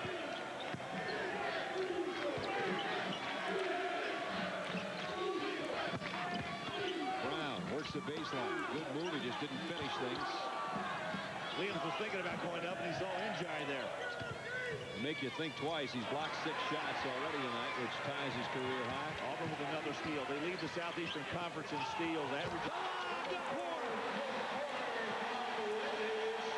Whoa. Get up. Gets up so high you wondered he'll come down. I haven't seen satellites hang up there that long. I'm going to tell you what, that got this crowd up again. Njai pulls out the air ball and tried the outlet pass and threw it away.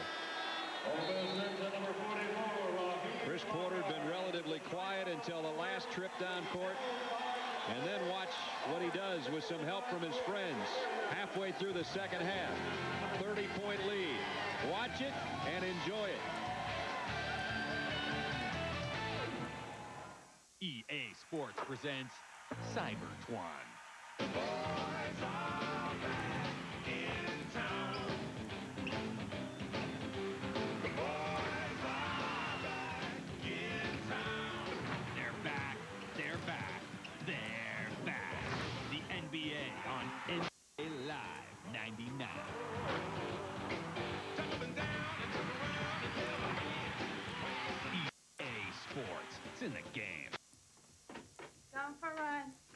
Take a jacket, it might snow. Good idea.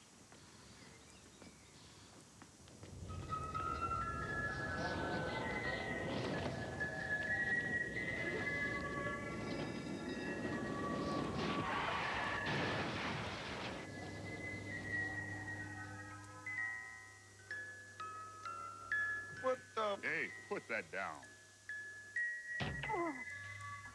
Whoa.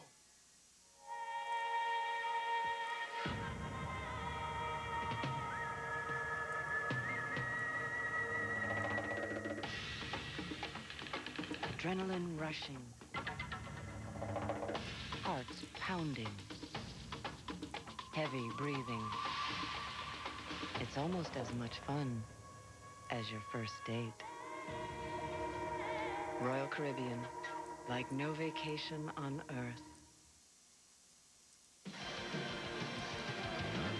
Chris Porter, we told you he's a scorer, not necessarily a shooter, but he finds ways to get it done, like the lob here as he goes up on the feed from Reggie Sharp.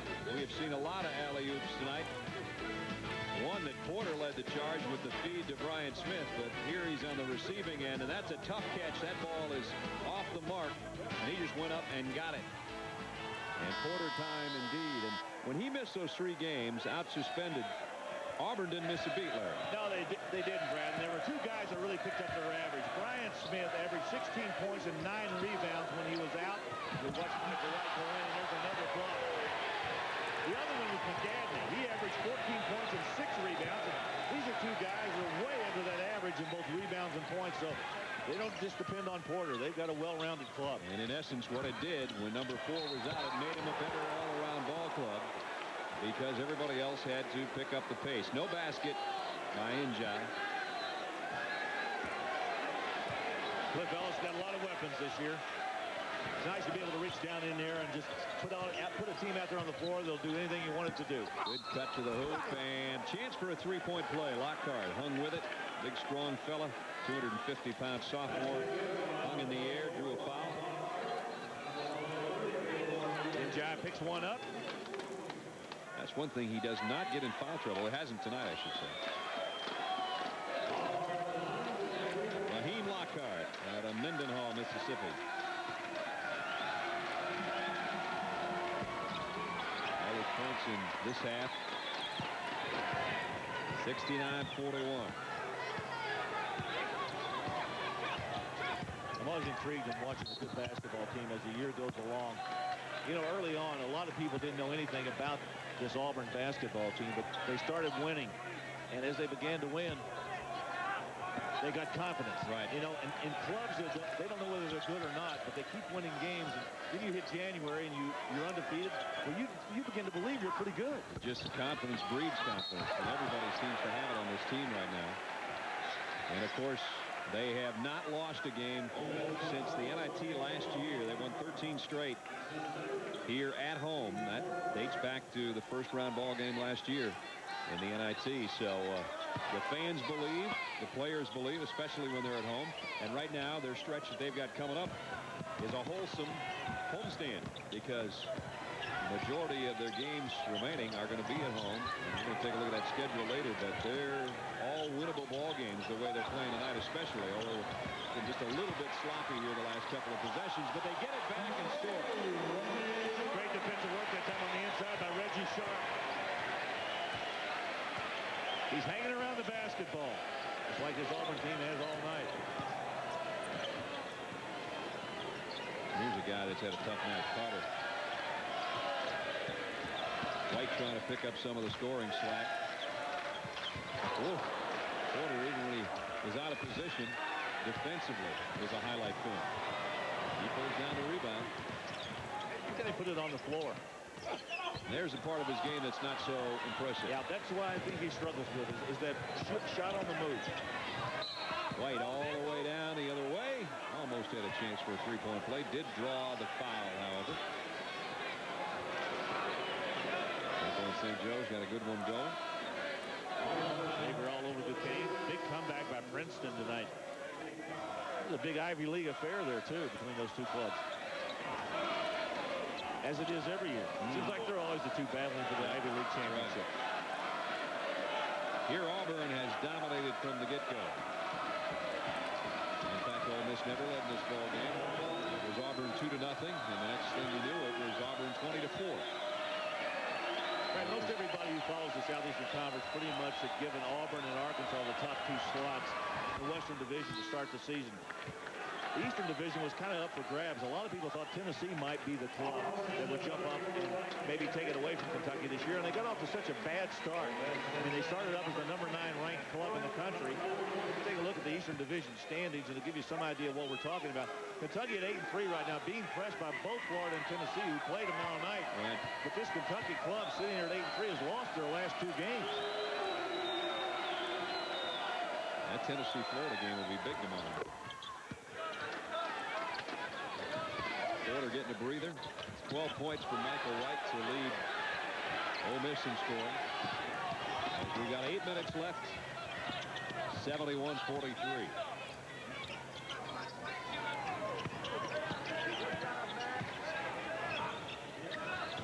McGadney and Hurd handling it out on top. McGadney, the outside jumper. That's pretty ugly. Yeah, it was. That wasn't close.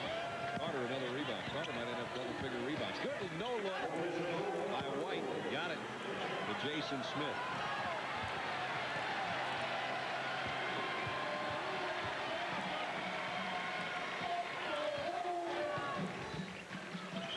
Doc Robinson backs up and buries it. He's got a straight shot. I mean, that ball is like comes right from his chest or right around his neck when he releases it. Been going in, though. He's got a dozen. Here's White on the other end. And he comes right back down and buries a jumper. 14 for Michael White. Playing hard and trying to hang in there. It's not easy to do when you've looked at that scoreboard, although I'm sure right now they're just playing and not looking so much at the scoreboard.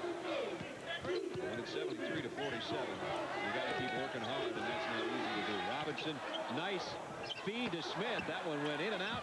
Second chance go. Another offensive rebound by Smith. You know, Brad, it's going to be a real battle for player of the year in the Southeastern Conference this year. I think we're looking at one of them, Chris Porter, right now. Jermaine Jones over at Georgia has had an outstanding year. We saw him have maybe the game of the year in the conference a couple of weeks ago, the overtime game against Kentucky. I'll tell you what, you can't rule out B.J. Mackey. As bad as his club has been this year, he's the one guy that's hung in there pretty tough. Yep, he's the whole team right now for South Carolina. 6:31 remaining, 75-47 Auburn. Now Craftsman has an innovative handle on screwdriver design. It's the Craftsman Grip Driver, a revolutionary screwdriver that's more versatile and generates up to twice the turning force of standard screwdrivers. And it's available only from Sears. The Grip Driver's patented multi-position handle lets you ratchet and transfer more of your arm strength to the screw head where you need it. The Grip Driver has a 3-position ratcheting shaft, so you can drive or remove screws without having to reposition the tool. The Grip Driver comes with 2 Phillips and 2 slotted bits. At only $19.99, it's a real value and makes a great gift, too. A powerful magnet keeps the bits tight, and screws are held in place, so tough spots can be reached with one hand. With its superior turning force and rugged ratchet mechanism, the Craftsman Grip Driver is a must-have for every home. And because it's a Craftsman hand tool, it's guaranteed forever. Call now. Have your Sears or other credit card ready and call 1-800-527-2400 now to order your Craftsman Grip Driver for only $19.99 plus shipping and handling. The 1999 ESPY Awards with host Samuel L. Jackson. Performances by Big Bad Voodoo Daddy, Ray Romano, and Fastball. It's the greatest night in sports. The 1999 ESPY Awards, live Monday at 7:30 on ESPN. Sometimes during a game, you can work up a pretty good appetite. How you doing? One dog. One mustard, please. Thanks, Matt. You bet. Hey, can we get some fries in the penalty box?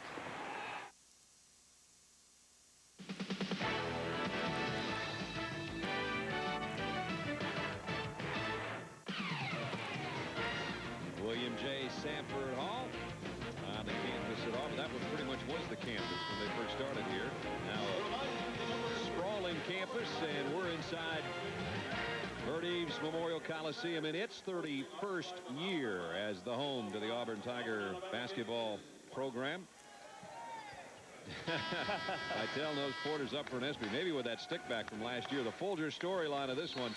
Ole Miss has had shooting woes, especially outside the arc, but Keith Carter, the leading scorer, only 3 points, and Auburn has been hot from the outset and have gotten a complete game from Mamadou Njai, both offensively, defensively, and as an assist man.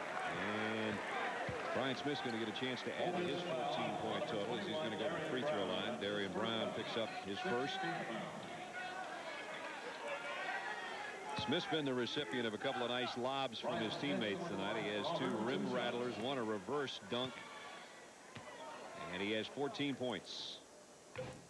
What I find unusual about this is the fact that Smith, who I think is probably one of the better athletes in this league. I mean, he can score, he can defend, he can rebound. He does a little bit of everything for this club. He kind of gets lost among everybody else on this team. Just about shagged down that missed free throw. In fact, it is knocked off Lockhart's leg, and so a fresh possession for Auburn. Terrible free throw shooting. That is something they'll have to improve. But other than that, if you're going to miss free throws, you might as well be up by 28 points. That helps a little bit. Jay Hurd being heard from here at the 6-minute mark. 30-point lead again.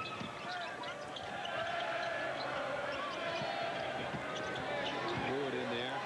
Probably see some Ole Miss players that do not see extended time now. Flanagan with a fadeaway on the baseline. Faded too far, and Robinson clears it off. Ahead, Smith on the run. Whoa! That basket support pretty hard. He's all right, apparently. Once again, you can see Auburn pushing the ball up the floor. Something they do so very well. Watch it come off. Watch those guys fly out of there. There's Njai coming up, and he's got a couple of guys ahead of him. And pretty good foul. Make sure he doesn't get the field goal. And Brian Smith back to the line again. As soon as they get a defensive rebound, they look like a track team. I read the other thing, and we talked about this in the first half. They average 20 offensive rebounds a game. I mean, they really fly at the glass on both ends. They lead the Southeastern Conference in rebounding. They're averaging 45 rebounds a game. And in turnover margin, as we showed you earlier, they're tied for first in the country with North Carolina in that capacity. Almost 11 more rebounds a game than the opposition. So Brian Smith, 6'5" senior out of Huntsville, back at the line looking for his 16th point of the night, and got it. He's their leading scorer on the evening, and he gets a rest. He might get a rest for the rest of the game, although this one's gone. 79-47. And the lead bigger than it's been the entire game. Well, they have really shadowed Carter tonight. He has had no chance. Other than touching it on rebounds, he hasn't touched it much. There's a baseline jumper that goes for Jason Smith. Good job by White that time, penetrating deep enough into that Auburn defense to kick it out there and make a nice pass and an easy basket. But it doesn't help much when you're down 30. Nope.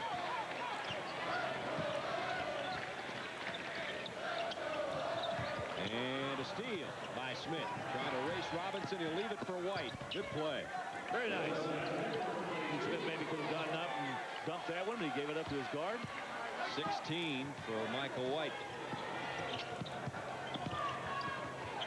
Fishback, long three-pointer. He had 2 in the first half. This one rimmed out on him. Flanagan. And the rebound out of bounds for Ole Miss. You know, Brad, you and I have been talking all night about the defense they put on Keith Carter. Look at this. See, he cannot get away from defenders anywhere on the floor. Fishback now is on him. Now watch him trying to get away from Fishback. They try to set a screen. He's right there with him. No more than a step away everywhere he goes on the floor. And every guy who has defended him tonight has just been exactly like that. He hasn't got any open looks, that's for sure. Not many. And Jason Smith back-to-back field goals. 12 for Jason. 4:25 left in the ball game. Coleman gave up an open shot, and Auburn will try to use a little bit of clock. Coleman ordinarily would take that. Yeah. He's actually made more, or taken more threes than deuces this year. And he hit a lot of them, too. 45 on the season. Another Auburn turnover. Some of this you can expect now. And a foul on Jason Smith they're going to call in the backcourt. That'll be his third. He threw an elbow. 4:04 left in the ball game. Auburn is going to go to 23-1. This will be the winningest team in school history. And then this is what they have remaining. Alabama and Vandy at home, at Arkansas, and then Mississippi State on the road in Starkville, and then the SEC tournament. They're going to be favored, obviously, in all those ball games. And this will be tonight, and they hit victory number 23, the best an Auburn team has ever done. As we told you at the top of the show, the highest ranking they've had since 1959. 40 years ago, they spent 1 week at number 2. They started their season 19-0 and spent 1 week at number 2 in the country. I think it's probably a little different brand of ball than in 59. Back then, they had a coach by the name of Joel Lees, who was the basketball coach there, and they ran an offense called the Shuffle, and it was a very unique offense, something that he had created. A lot of teams around the country adopted it. In fact, he got on the cover of Sports Illustrated for developing that offense. And of course, we're in the building that shares his name. Was the athletic director of Georgia for many, many years.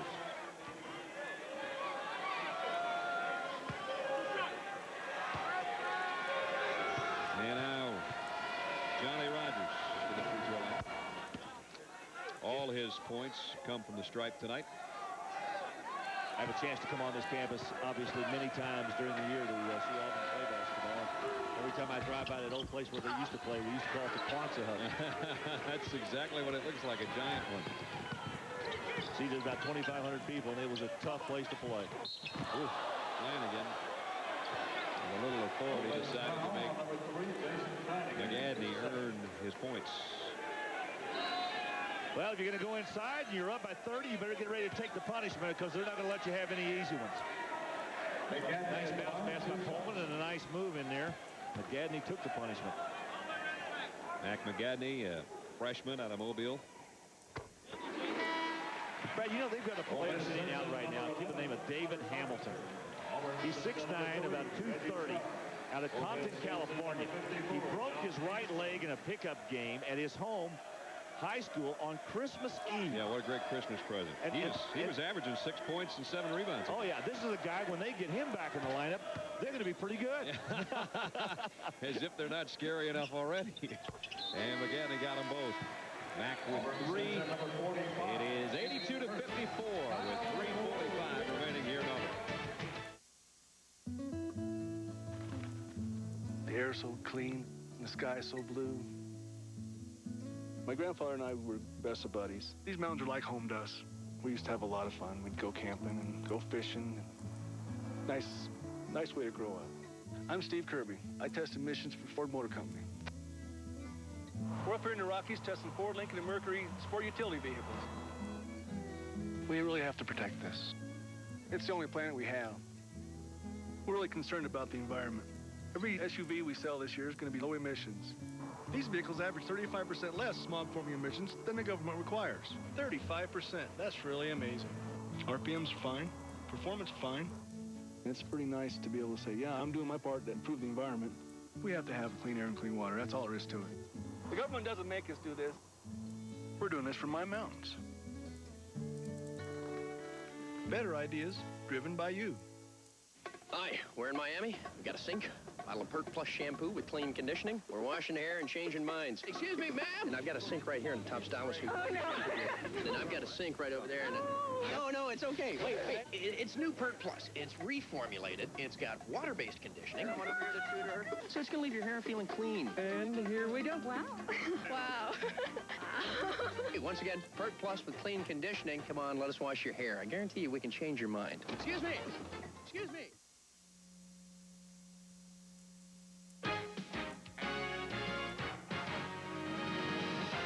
ESPN's exclusive presentation of NCAA basketball is brought to you by Ford Motor Company.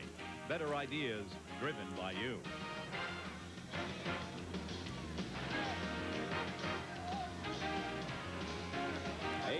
.54 with 3:45 remaining here in Auburn, and the student body has had a good time. They've been making noise since about 3 hours before the game and watching one of their favorites, Amadou Njai, do a little bit of everything. Tied his career high in block shots so far tonight with 6. Showed some offense as well and played a great overall ball game. The 7-footer junior out of Senegal. And again, he was telling us before the game, don't forget to say hi to my sister who's watching in Montreal tonight. Aminata and her husband Patrick Debienne watching their brother and brother-in-law play a whale of a ball game tonight for the number 3 team in the country. I asked him when he goes back home during the summertime, does he have a chance to play any basketball back there? He says yes, but he says, I want to spend time with my family. Yeah, right. I play hoops all the time. Does that mean ESPN International in Montreal, or is that just depends on what end of town you're in? Yeah, exactly. Right. Old Montreal or New Montreal. Great city, I tell you that. Spent a lot of time there over the years. Man, what a great place. But we regress here. 3:32 left. 82-54. Carter's having a hard time getting it in. Engstrom lost the handle.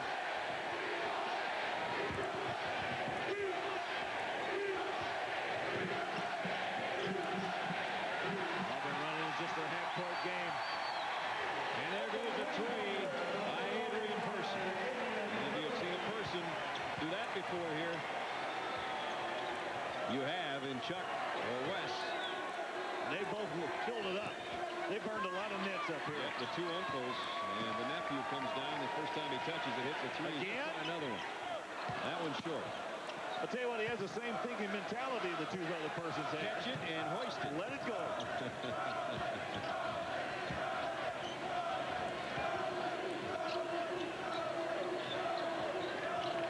Tough night for Ole Miss. It was all Auburn. You know, from about the first 2 minutes, and the score was close. Nice move by Michael White. Auburn put that blitz on you, and they'll do that. I said in the beginning, this is a team that will hit you with a 15-2 run, a 16-3 run. Well, they hit Ole Miss with an 11-0 run, and they never looked back. Yeah, they never recovered. Ole Miss was never able to recover. If you can hang there and play with them and take that 15-0 shot in the mouth and then maybe turn around and cut it down to 7, but they were never able to even get close after that first run. White's played hard tonight, though. Mike looking for his 19th point. He's on a career-high night the way it is. And he got it. 19. I think his previous best was against Mississippi State at 17. So he has played almost every minute and played his heart out. Watkins lost the handle, and this is going to be an uncontested break for Darian Brown. That may be the easiest basket for tonight from Ole Miss. Maybe the only easy basket.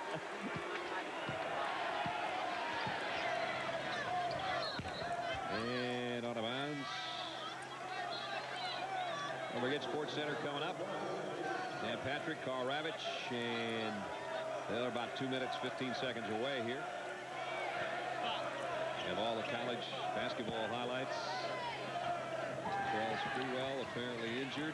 We'll have all the details on that for you. Talk a little about the Cleveland Browns and who they may have picked up in getting back in the National Football League swing of things. All the hockey action. Person, 5.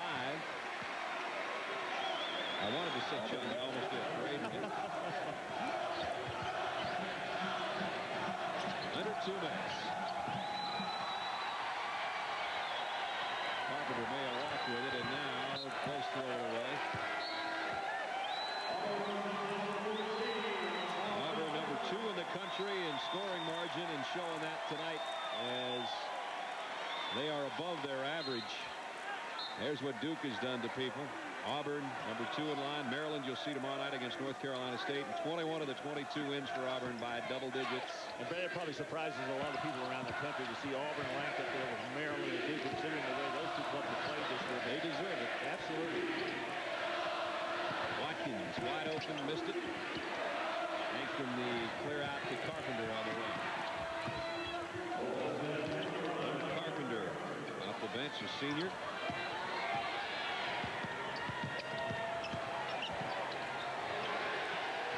Outside. Got it. He's one of the crowd favorites.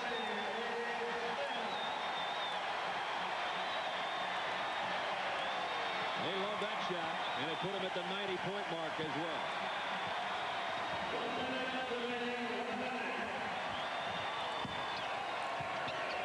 Pruitt shags down the miss.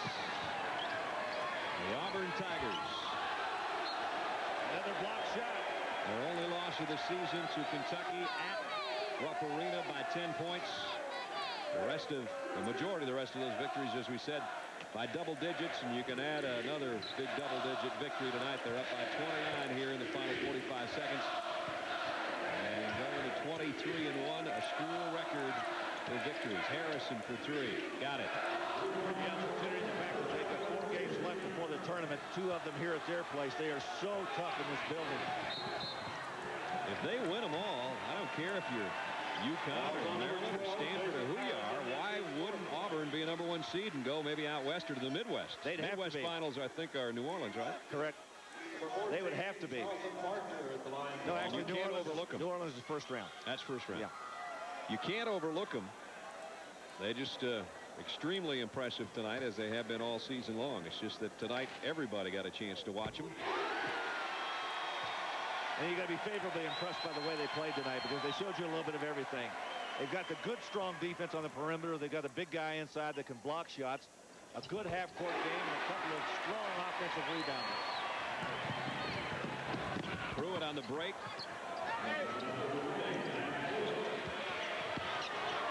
92-66. Crowd would like 100. I don't think they have enough time for it. Although Watkins does miss a 3. Long lead ahead. Oops, almost lost the handle. Brown was thinking dunk and almost forgot to take the ball away. Now he'll try the outside jumper. Person saves it on the baseline. And maybe one more shot in Auburn's repertoire before it's over with 6.3 seconds left. And now Cliff doesn't hold his neck anymore. He's sitting